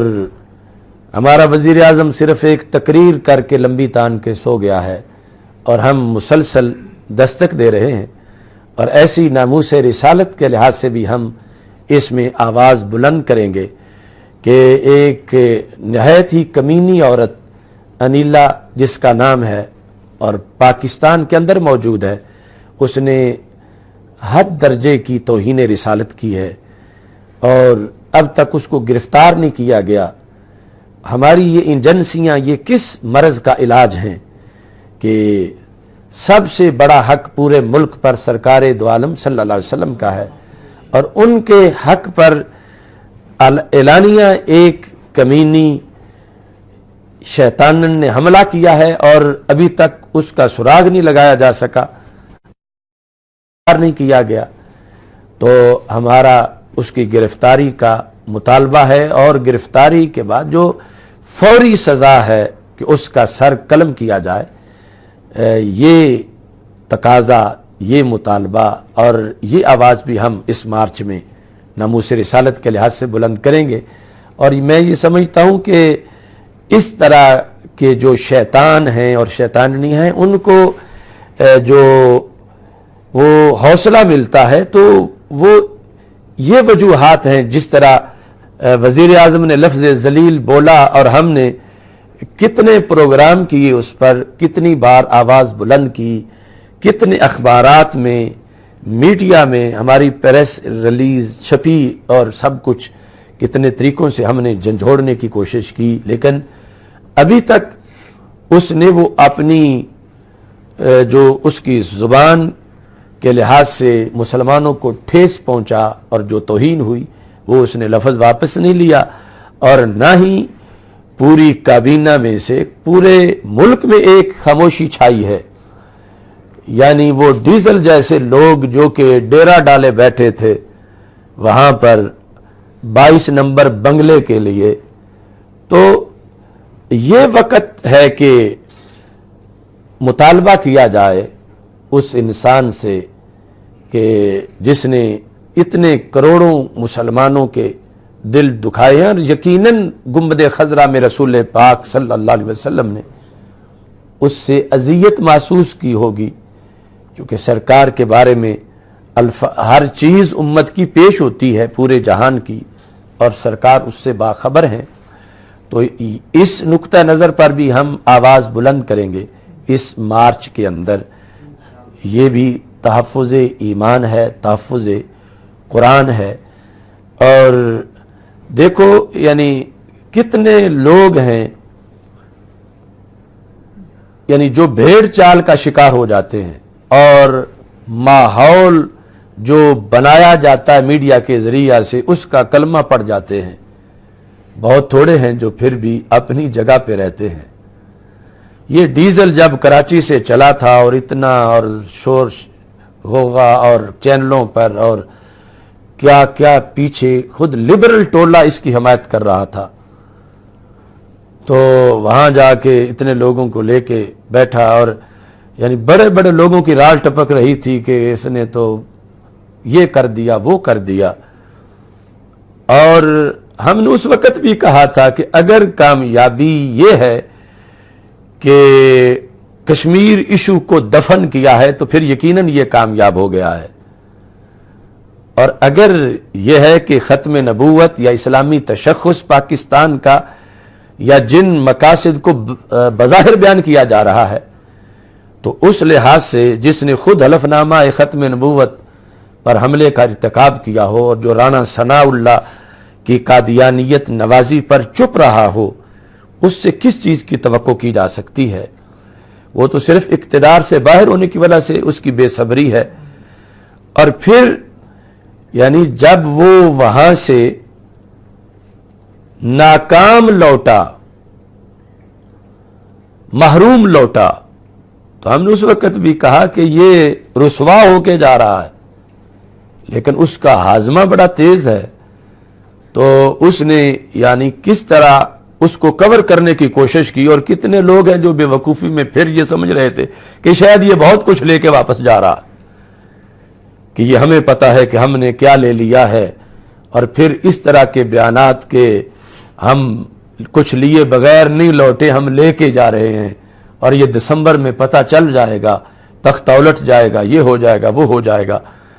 ہمیں اس تخت والے یا تختہ والے سے دلچسپی نہیں، کہ اس کے فراڈ اپنی جگہ ہیں اور اس کی نحوستیں ملت پر اپنی جگہ ہیں، لیکن یہ جو کچھ بڑے اسرار و رموز کا صندوق بن کے یہ بیان کر رہا تھا، صندوق یا ڈرم بن کے کہ ہم ویسے نہیں گئے، ہمیں پتا ہے، ہم نے منوا لیا ہے، ہم سے معاہدہ کر لیا گیا ہے، یہ ہو جائے گا وہ ہو جائے گا. پھر اب بی پلان شروع ہو گیا ہے، اب سی شروع ہو گیا ہے، لیکن اب کوئی ہے آواز کہ اگلا ڈی کہاں گیا ہے؟ کم از کم میڈیا کو اب نمبر تو پوچھنا چاہیے اس کا، کہ پلان نمبر اب کون سا ہے؟ کہ اب پلان نمبر نیند شروع ہو گیا ہے، یا پلان نمبر ڈی پر جا کے آگے پھر یہی اول آخر ڈیزل ہی ہے ڈی؟ تو کیا پلان ہے؟ یعنی اتنا ان ناہنجار اینکروں نے کیا پدی کا شوربہ یعنی اس کو اٹھایا ہوا تھا کہ یہ تو بڑا گرو گھنٹال ہے، بڑا دھرتی دکیل ہے، پتہ نہیں یہ اسلام آباد پہنچے گا تو کیا ہو جائے گا. یہ تو ہم کہہ رہے تھے نا کہ یہ چائے کی پیالی میں چھوٹا سا ابال ہے، یہ پہلے بھی کئی بار ابال آتا رہا. ہمیں پتا ہے ان کے کل کا، پرسوں کا، آج کا اور اگلے کل کا. تو باطل کی آنکھوں میں آنکھیں ڈالنا اور ہے، اور باطل کو گھور کے اندر سے سرور لینا اور ہے. تو یہ تو جمعیت علماء ہند کی ایک شاخ ہے، اور اس نے جب وہ وہاں کچھ، اب اگر اسد الدین اویسی اور اکبر الدین اویسی باطل کے مقابلے میں آ کر مسلمانوں کی نمائندگی کر سکتے ہیں، تو یہ جو ہمیں کہتے ہیں کہ ہم نے جو ہمارا فلاں جو ہے وہ اسیر مالٹا ہے، فلاں ریشمی رومال تحریک ہم نے چلائی، وہاں استعمار کے خلاف ہم نے ان کے خلاف مکے استعمار کو مارے، تو یہ بتائیں اب مودی کے سامنے دم ہلانے کی ان میں پاور نہیں ہے، اور باتیں یہ پورے استعمار کے جبڑے توڑنے کی کرتے ہیں۔ استعمار کے جبڑے توڑنے والے کا نام امام فضل خیر آبادی ہے، اور ہند کی راتوں کو صبح بنانے والے کا نام امام احمد رضا بریلوی ہے، مجدد الفسانی ہے، حضرت داتا گنج بخش اجویری ہے، حضرت خواجہ غریب نواز ہے، حضرت بابا فرید ہے رحمت اللہ علیہم۔ تو اس بنیاد پر یعنی یہ تو ایک بہروپیوں کا ٹولہ ہے، خواہ کوئی اوپر لیبل لگا لیں، اور بندے تو یہ دیکھتے نہیں کہ یہ جس بوتل پہ زمزم لکھا ہے کیا اندر زمزمی ہے یا کم ہے، زمزم ہے یا اندر شراب ہے، کیا ہے۔ تو بہرحال وہ بھی یعنی آپ نے دیکھا کچھ ہمارے مسلک کے لوگوں کی بھی رال ٹپک رہی تھی، کچھ تو باقاعدہ کنٹینر پہ چڑھ کے رال ٹپکا رہے تھے، اور کچھ بیٹھ کے پیچھے اپنے کارکنوں میں کہ ٹھیک ہے ہمیں بلائے گا تو ہم بھی چاہیں گے، فیصلہ ہماری شورا کرے گی، ان کی رال بھی ٹپک رہی تھی، اور وہ پھر آ کے ملاقاتیں کر رہے تھے، اور یہ ان سے عہد و پیمان کر رہے تھے۔ لیکن ہم امام احمد رضا بریلوی کے غلام ہیں، جنہوں نے کہا تفر من المطر وقام تحت المیزاب، کہ بارش سے بھاگ کے پرنالے کے نیچے کھڑا ہونا یہ حماقت ہے، یہ عقل مندی نہیں ہے۔ تو یہی ہے یعنی ایک جرم، ایک مصیبت سے بچاؤ کے لیے دوسری مصیبت کے نیچے جا کر کھڑے ہو جانا، عمران خان سے بچاؤ کے لیے ڈیزل کا رخ کرنا، ڈیزل سے بچاؤ کے لیے عمران خان کا رخ کرنا، عمران خان سے بچاؤ کے لیے نون لیگ پیپلز پارٹی کا رخ کرنا، یا پی پی اور نون کے بچاؤ کے لیے عمران خان کا رخ کرنا، یہ سب چکر ہے۔ اور دوسری طرف سیدھی سڑک وہ شہر شفاعت نگر کی ہے، وہ نظام مصطفیٰ صلی اللہ علیہ وسلم، اس کا جھنڈا تھام کے وہ آئین سامنے رکھ کے چلنے کی ضرورت ہے۔ تو چونکہ جو سال کے جو ایک حصہ وقت کا جو گزرا، اس کے جو اسلامی نقطہ نظر کے لحاظ سے جو کچھ فراڈ تھے انہیں بھی اجاگر کرنا آج ضروری ہے، اور آئندہ کے لیے کہ یہ کہ جو بر صغیر پاک و ہند کے لحاظ سے غزوہ ہند کا موضوع لیٹسٹ اللہ کے فضل سے ہم نے اس پر بحث کی کئی گھنٹوں پہلے، دوسری بھی کئی جماعتیں آج سے کئی سال پہلے اس موضوع کو لے کر نکلی، لیکن اللہ کے فضل سے جو لیٹسٹ اس کا حملہ تھا باطل پر وہ ہم نے کیا علم کے ذریعے سے علل اعلان۔ اس کے فوراً بعد یہ جو اجالا نظر آ رہا ہے سرزمین ہند پر، تو یہ غزوہ ہند کے لفظوں کی برکت ہے، اس کے جو ماخذ ہم نے بیان کیے، مطالب بیان کیے، ابھی اگرچہ وہ بھی موضوع کافی باقی ہے، یہ ان کتابوں میں ایک پورا شعبہ غزوہ ہند کا ہے کہ، لیکن اس کا ایک خلاصہ ہم نے پیش کیا، اور اس پر ہم نے درخواست کی، اذان دی کہ ہند کے مسلمان اٹھ کے کھڑے ہوں۔ تو اگرچہ جاگ انہیں کسی ذریعے سے بھی آئی، لیکن ماشاءاللہ جاگ تو آ گئی، اور اب جو ہے وہ پاکستان زندہ باد کے نعرے لگا رہے ہیں، اب وہ آزادی کے نعرے لگا رہے ہیں، یعنی وہ مودی جسے کشمیر میں آزادی کا نعرہ برداشت نہیں تھا، اب دلی میں اس کے کانوں میں آزادی آزادی کے نعرے گونج رہے ہیں۔ یعنی ہر گلی میں ہم لے کے رہیں گے آزادی، ہم چھین کے لیں گے آزادی، مودی سے لیں گے آزادی، یہ نعرے گونج رہے ہیں۔ تو انشاءاللہ غزوہ ہند کی جو فتوحات ہیں، ہم نے جو بیان کیا تھا کہ یہ کوئی ایک جنگ نہیں، کوئی ایک مرحلہ نہیں، یہ دور صحابہ سے مسلسل آگے کے لیے ایک لاہ عمل ہے۔ تو یقیناً اس کی ایک ایسی صورتحال کہ جس کی یہ جو ہمارے اینکر ہیں یا دانشور ہیں، ایک تو دانشور ہے، دوسرا بمانہ جانور دانشور، قلم گسیٹ قافلہ، اور یہ آکسفورڈ اور کیمبرج کی ہڈیوں سے فکر چوسنے والے، ان میں سے آپ کوئی ایک بندہ بتائیں کہ جس نے جو روزانہ یہ لے کے بیٹھ جاتے ہیں پانی میں مدھانی ڈال کے نماز مغرب یا عشاء کے بعد کہ یہ ٹاک شوز ہو رہے ہیں، کہ جنہوں نے اس صورتحال کی کوئی نشاندہی کی ہو کہ جو آج ہند میں موجود ہے، یعنی اس کا ان میں سے کسی کو دور دور تک کوئی خواب و خیال بھی نہیں تھا کہ یوں سرزمین ہند بیدار ہوگی اور یوں ہزاروں لاکھوں کے اجتماعات برسرعام اپنا ملک لینے کے لیے، آزادی لینے کے لیے اٹھ کے کھڑے ہو جائیں گے۔ تو یقیناً پتہ تو ہمیں بھی نہیں تھا کیونکہ غیب کا علم اللہ کے پاس ہے، لیکن جو رب کی دی ہوئی فراست اور بصیرت ہے اس کے پیش نظر یہ ایک سال پہلے، یعنی گزشتہ سال کے اندر، یعنی گزشتہ سے مراد یہ جو اب گزشتہ ہو رہا ہے، اس سے جو پیوستہ تھا اس سے ہم نے شروع کر دیا 2018 سے غزوہ ہند کا موضوع، اور اخبارات میں، چینلوں پر، پریس کانفرنسوں میں اور مختلف سیمینارز میں اس کا ذکر کیا، پھر اس کے ذریعے سے پھر ان لوگوں کی طرف پیغام بھیجا۔ حالانکہ وہاں کے لوگوں کا بھی ایک خاص مزاج ہے، یہ ان کی کوئی خامی نہیں بیان کرنا چاہتا، لیکن جو تعدیل و جرح کا ایک اصول ہے کہ ابھی بھی وہ جو پورا ہمارا موقف ہے اس پر انہیں کچھ جھجک ہے۔ ظاہر ہے کہ ان کے لیے وہاں مسائل بھی ہیں،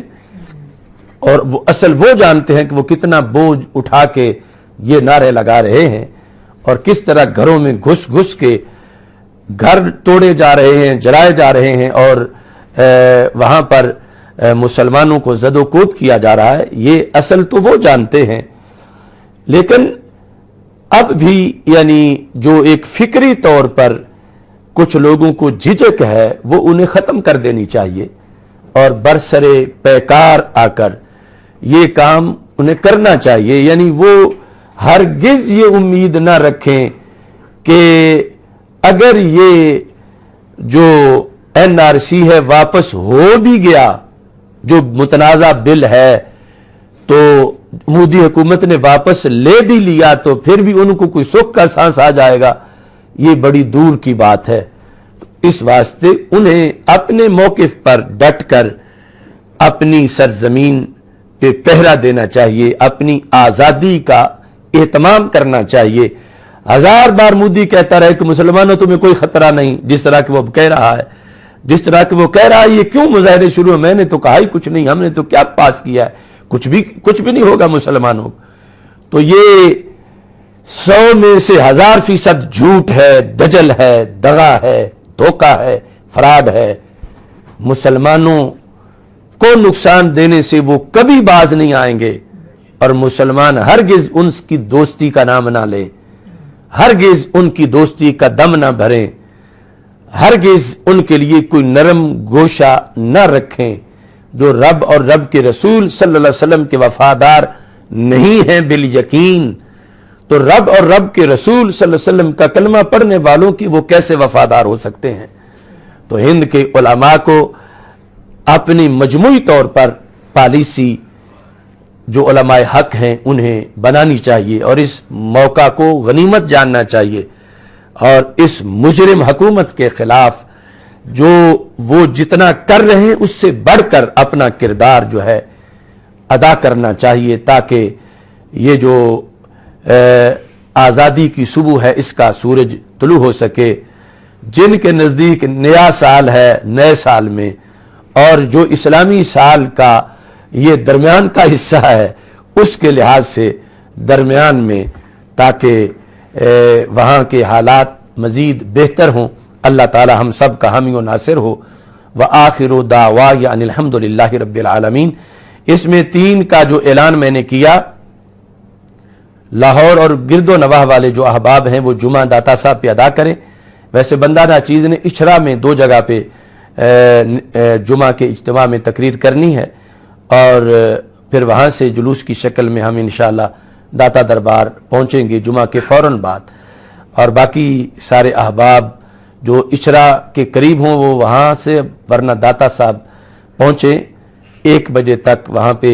جمعہ میں شریک ہوں، اور اس کے بعد اس مارچ میں شرکت کریں۔ اور انشاءاللہ ایک بڑا ہی اہم پروگرام جو ہے وہ 18 جنوری کو محبت اہل بیت اطہار رضی اللہ تعالی عنہم سیمینار، اس کا انعقاد کیا جائے گا۔ تو یہ پیغام بھی لائیو جا رہا ہے، اور سارے حضرات اس کو بھی آگے پہنچائیں، تاکہ لائیو سننے والے بھی لوگ آ کر اس مسئلے کو سمجھیں، اور جو سفینہ نجات ہے اہل بیت اطہار رضی اللہ تعالیٰ عنہ کی کشتی، اس سے کوئی محروم نہ رہے، اور کوئی اگر کسی کو اس محبت کے لحاظ سے کوئی کجی یا کمی کا سامنا ہے تو وہ دلائل کو سامنے رکھ کے اپنا سروے کرے، تاکہ اب وقت ہے کہ وہ سجدہ حساب کر لے، اور جو شرعی محبت ہے اہل بیت اطہار رضی اللہ تعالیٰ عنہم کی، اس کا ہر کوئی مسلمانوں میں اہتمام کرے۔ وآخر دعوانا ان الحمد للہ رب العالمین۔ اب میں دعا پڑھوں گا اور ساتھ مختصر ذکر ہوگا، اور پھر دعا ہوگی آخر میں۔ سارے حضرات میرے ساتھ مل کے دعا پڑھیں، اور یعنی مل کے میں آگے آگے پڑھوں گا تو آپ نے پورا تلفظ ساتھ کرنا ہے۔ بسم اللہ الرحمن الرحیم، صلی اللہ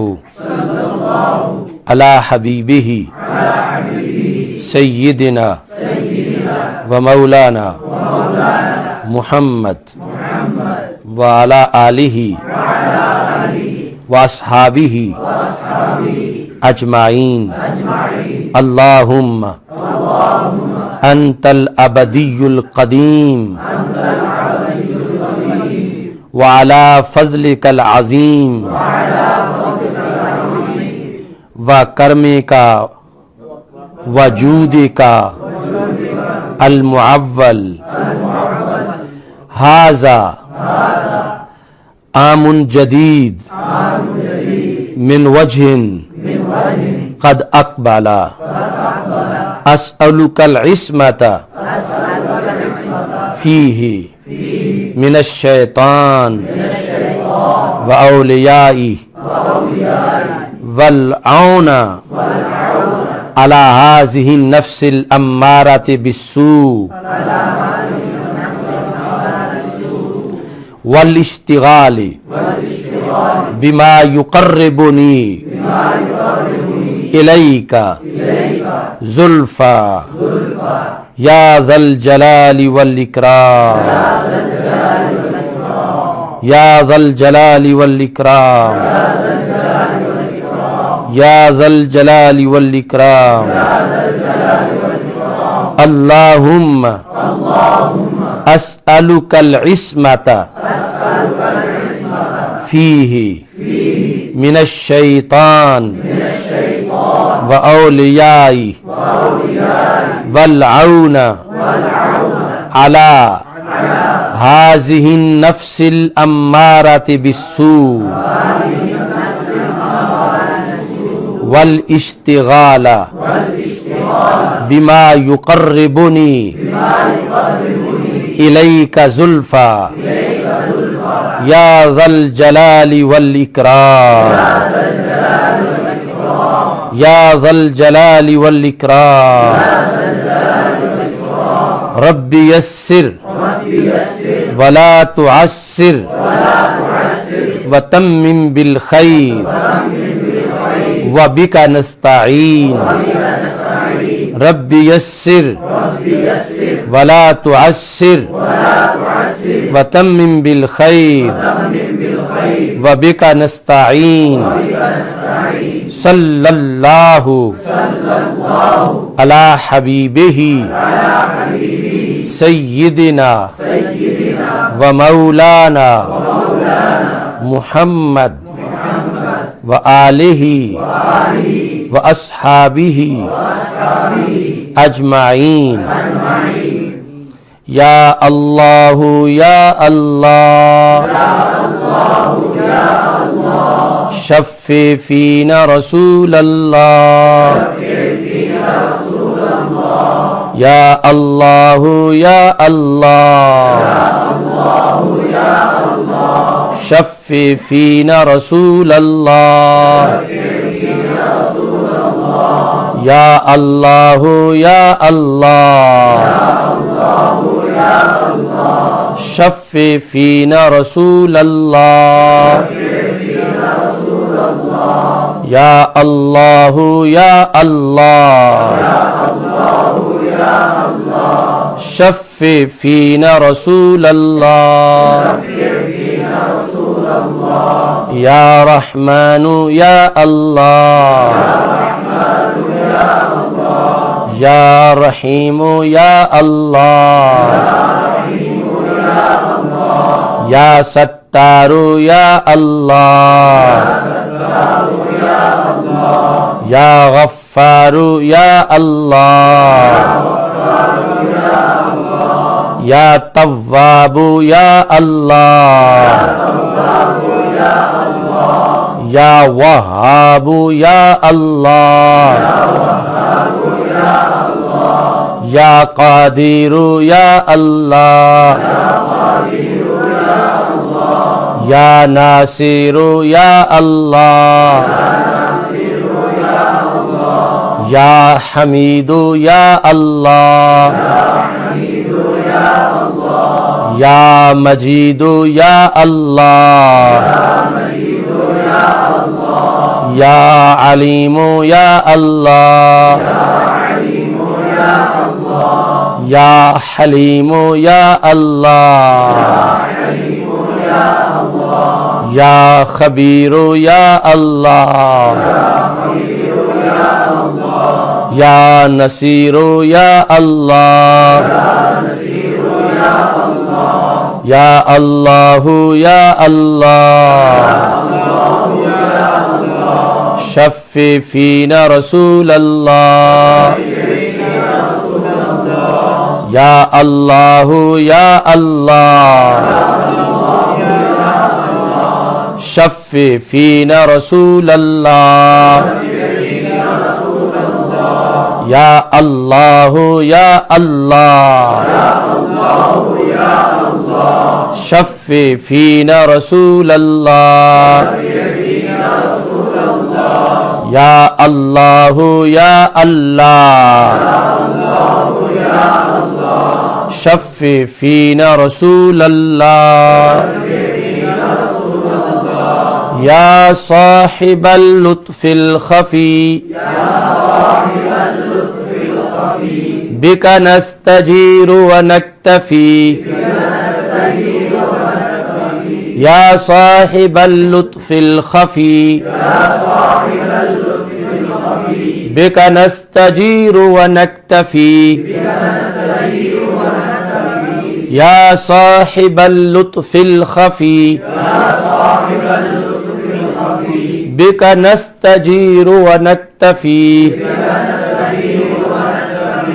یا صاحب اللطف الخفی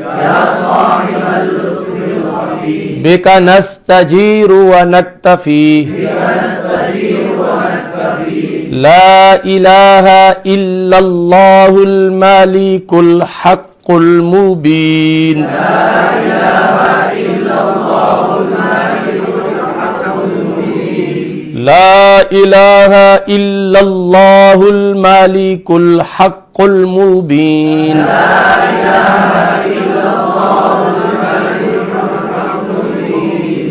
لا الہ الا اللہ الملک الحق المبین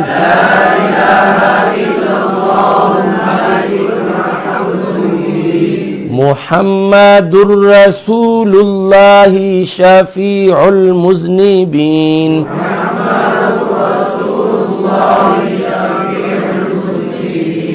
یا اللہ یا اللہ شفع فینا رسول اللہ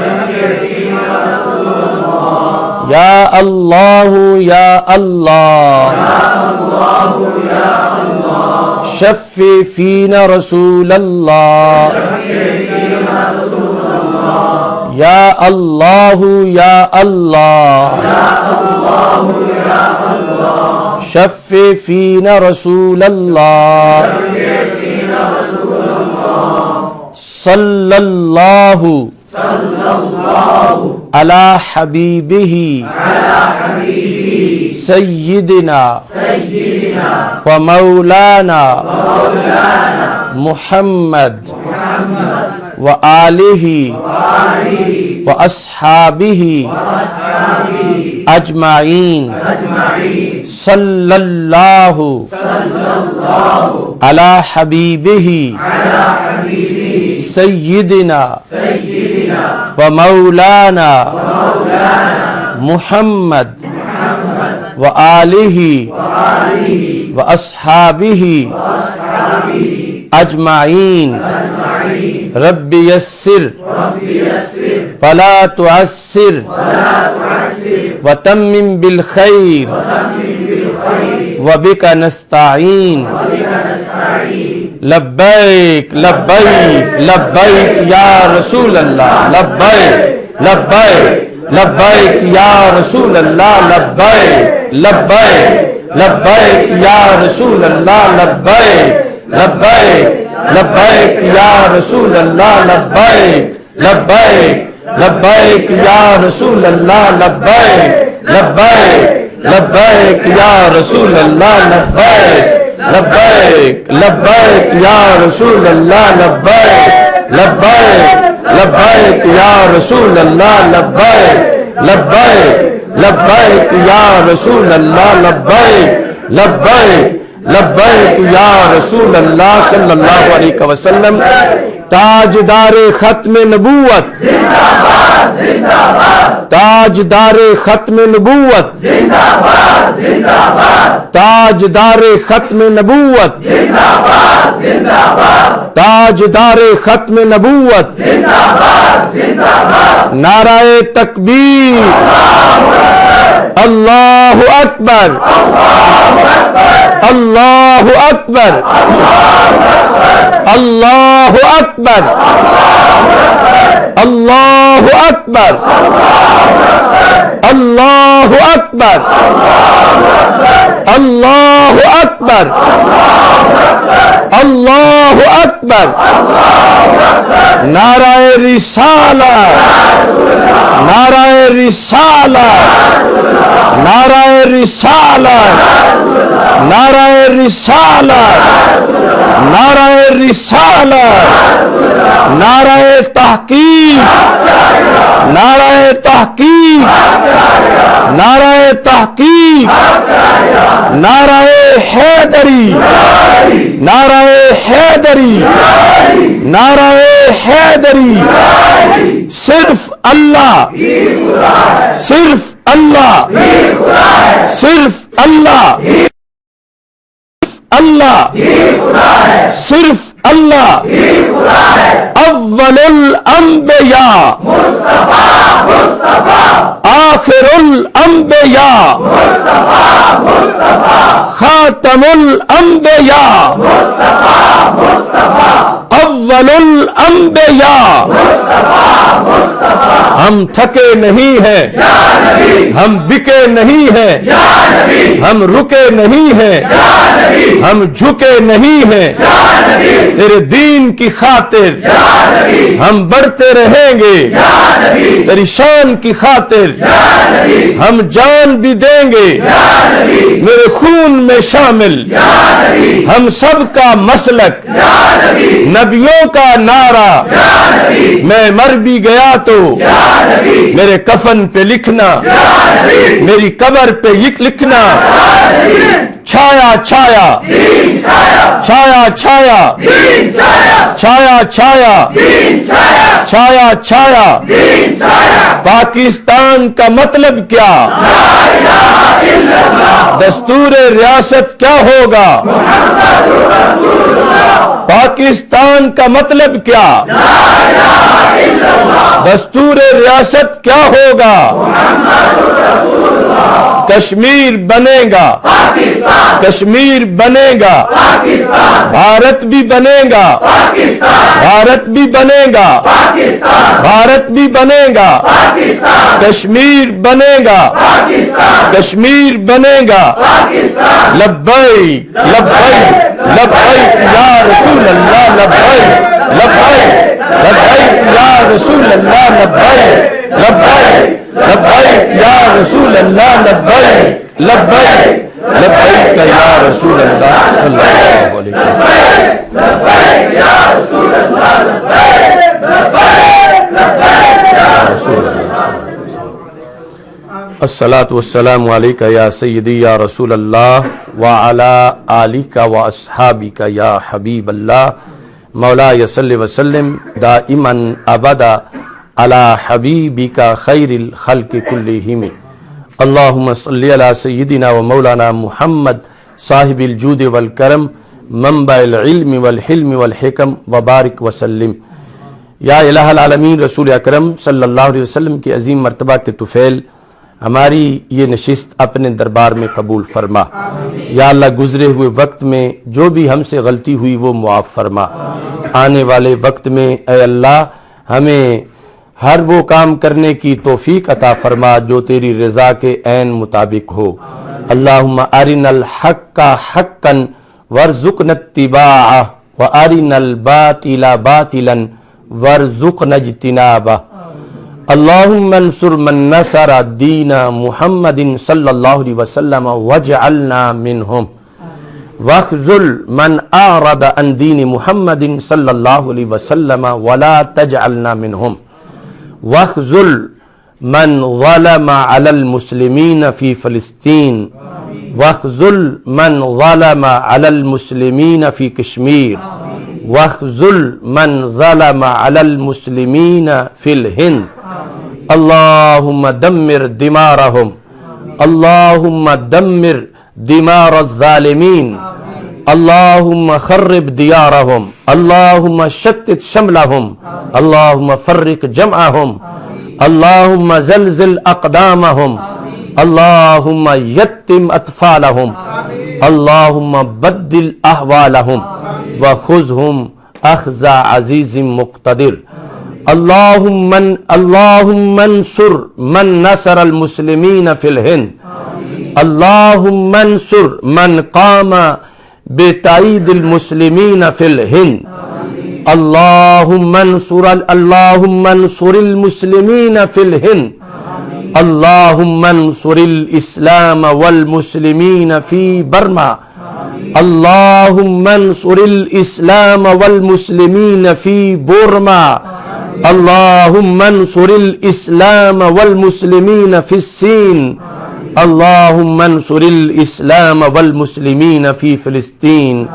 یا الہ العالمین، رسول اکرم صلی اللہ علیہ وسلم کی عظیم مرتبہ کے طفیل، مسلمان دنیا میں جہاں کہیں مجبور و مظلوم ہیں ان کو جبر و ظلم سے نجات عطا فرما۔ میرے مولا، کشمیری مسلمان 5 مہینوں سے لاک ڈاؤن میں ظلم و ستم برداشت کر رہے ہیں، اے اللہ ان کی ابتلا کی رات ختم فرما دے۔ یا اللہ ان کو آزادی کی صبح عطا فرما۔ یا اللہ پورے ہند میں تیرے دین کے متوالے تیرے اسلام کی خاطر یا اللہ اپنا حق مانگ رہے ہیں، بتوں کے پجاریوں کے نظام کے خلاف ڈٹ گئے ہیں، یا اللہ ان کی مدد فرما اور انہیں آزادی عطا فرما، اور مودی ٹولے سے ان کو نجات عطا فرما۔ یا الہ العالمین برما کے مسلمانوں کی مدد فرما، فلسطین کے مسلمانوں کی مدد فرما۔ یا اللہ چین کے اندر جو مسلمان ظلم و ستم کا نشانہ بن رہے ہیں، میرے مولا ان کی مدد فرما۔ یا اللہ مسلمانوں کو عزت و آبرو اور وقار عطا فرما، اسلام کو غلبہ عطا فرما۔ یا الہ العالمین تحفظ قرآن و تحفظ کشمیر مارچ کو بطریق آسن ہمیں منعقد کرنے کی توفیق عطا فرما، اس کا پیغام زیادہ سے زیادہ مسلمانوں تک پہنچانے کی توفیق عطا فرما۔ یا الہ العالمین ہند کے مسلمانوں کی مدد فرما۔ یا الہ العالمین رسول اکرم صلی اللہ علیہ وسلم کے عظیم مرتبہ کے طفیل اسلام کے نام پر بننے والے اس ملک پاکستان کو عادل حکمران عطا فرما۔ یا اللہ آج کی رات یہود و ہنود کی پیروی میں جو مسلمان بھی خرافات کا شکار ہو رہے ہیں، یا اللہ انہیں ہدایت عطا فرما، ان کو پارسائی عطا فرما۔ میوزک، شراب و کباب اور خرافات میں جو مست ہیں، یا اللہ ان کو توبہ کی توفیق عطا فرما۔ یا الہ العالمین امت مسلمہ کو عروج عطا فرما۔ یا اللہ اپنے فضل و کرم سے ہمیں آخری سانس تک دین برحق پر قائم رکھ اور آخری سانس تک دین متین پہ پہرا دینے کی توفیق عطا فرما۔ یا اللہ ہمیں شریروں کے شر، حاسدین کے حسد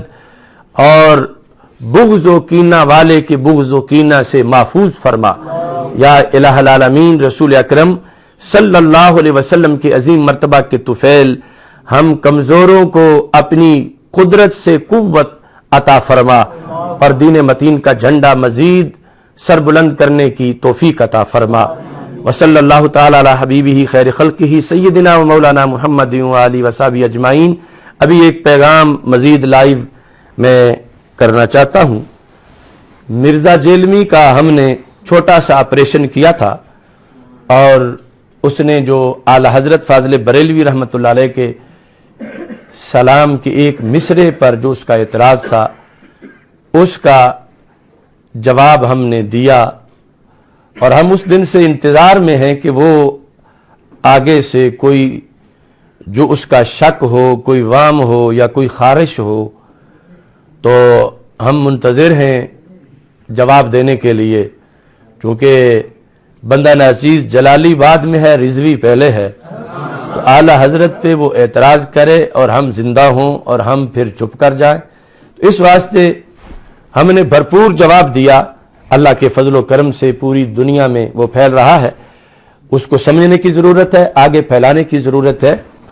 اور اسے میں پھر جگانا چاہتا ہوں کہ آپ تو پنجابی میں کہتے ہیں بڑا کھورو پیا کٹ دائی بائے کے،